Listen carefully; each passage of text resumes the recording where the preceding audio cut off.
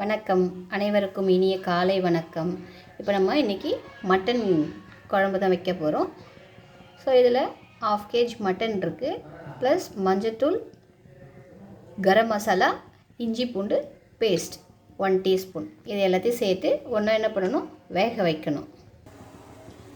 வேக வச்சு மட்டன் எடுத்துக்கிட்டோம். ஸோ இப்போ தேவையான அளவு ஒரு பாத்திரத்தில் எண்ணெய், சுத்தமான கடலை எண்ணெய் விட்டுருக்கேன். ஸோ நெக்ஸ்ட்டு பார்த்தோம்னாக்கா ஒரு பிரிஞ்ச் லீஃப்.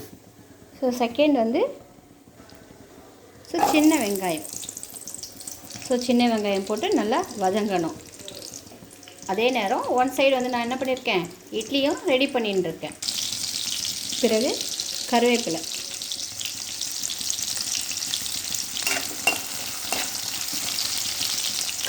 பிறகு தக்காளி, தேவையான அளவு தக்காளி. ஸோ தக்காளியும் வெங்காயமும் நல்லா என்ன பண்ணணும், வதங்கி வரணும்.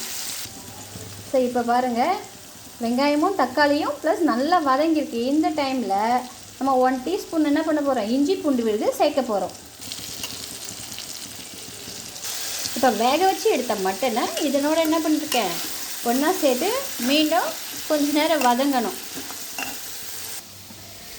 ஸோ பிறகு இதில் தண்ணி என்ன பண்ணணும், இதை கூடவே சேர்த்துக்கணும். இப்போ தேவையான அளவு மிளகாத்தூள் நம்ம ஆட் பண்ண போகிறோம். 1 2 2.5 மிக்ஸ் பண்ணணும். இப்போ நம்ம குழம்புக்கு தேவையான எல்லா ஐட்டமும் போட்டாச்சு. குழம்பு ஒரு 1/4 மணி நேரமாவது கொஞ்சம் நேரம் கொதிக்கணும். அப்போ கொதிச்சாதான் குழம்பு நல்லா திக்காக கிரேவியாக வரும். இப்போ குழம்பு நல்லா கொதிச்சுட்டுருக்கு. ஸோ இந்த நேரத்தில் நம்ம தேங்காய் பால் ஆட் பண்ண போகிறோம். ஸோ தேங்காய் பால் ஆட் பண்ணி ஒரு 10 மினிட்ஸ்க்கு நல்லா என்ன பண்ணணும், கொதிக்கணும். மசாலாவோட குழம்பு நல்லா கொதிச்சுட்டுருக்கு. ஸோ இட்லியும் ரெடி ஆகிடுச்சு. இப்போ ஃபைனலாக என்ன பண்ணுறோம், ஒரு டச்சப்காக இந்த கொத்தமல்லி தலையை தூவி இறக்கிட போகிறோம். அவ்வளோதான்.